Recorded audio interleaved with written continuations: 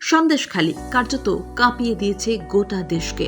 মহিলারা চিৎকার করছেন শিবু হাজরা শেখ শাহজাহানদের বিরুদ্ধে। এবার সেই সন্দেশখালী নিয়ে তথ্যচিত্র প্রকাশ করল বিজেপি। সোশ্যাল মিডিয়া হ্যান্ডেলে এই তথ্যচিত্র প্রকাশ করেছে তারা, যেখানে মহিলাদের যন্ত্রণার কথা সামনে আনা হয়েছে। 20 মিনিটের একটি ভিডিও। সেখানে ক্যাপশনে লেখা রয়েছে একটি সত্য যেটা আপনাকে হতবাক করে দেবে, একটা সত্য যেটা আমাদের যন্ত্রণা দেবে, একটা সত্য যেটা আমাদের বিবেককে নাড়িয়ে দেবে।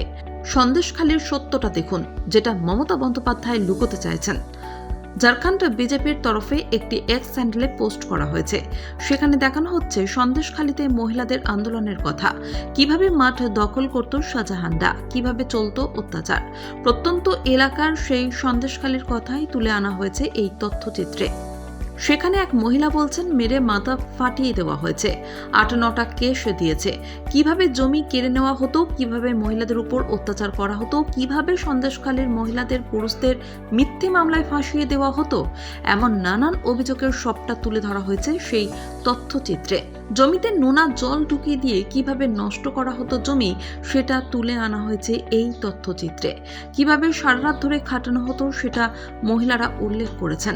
একেবারে শিউরে ওঠার মতো বক্তব্যকে হাজির করা হয়েছে এই তথ্যচিত্রের মধ্য দিয়ে।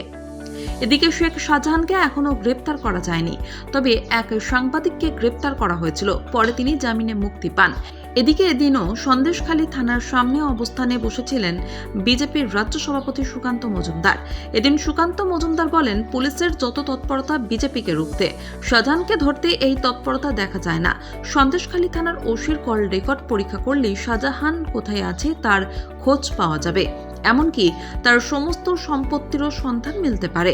গত 14 ফেব্রুয়ারি সন্দেশখালী যাওয়ার পথে আটকাতে সুকান্ত বাবুকে বাধা দেওয়া হয় পুলিশের তরফে। পুলিশের সঙ্গে ধাক্কাধাক্কিতে সেদিন গুরুতর অসুস্থ হয়ে পড়েন তিনি। 3 দিন হাসপাতালে ভর্তি থাকতে হয় তাকে। তার 8 দিনের মাথায় সন্দেশখালীতে পৌঁছলেন সুকান্ত মজুমদার। তবে তার মধ্যেই বিস্ফোরক তথ্যচিত্র হাজির করল বিজেপি, যেখানে এমন অনেক সাক্ষাৎকার রয়েছে যা শিউরে ওঠার মতো।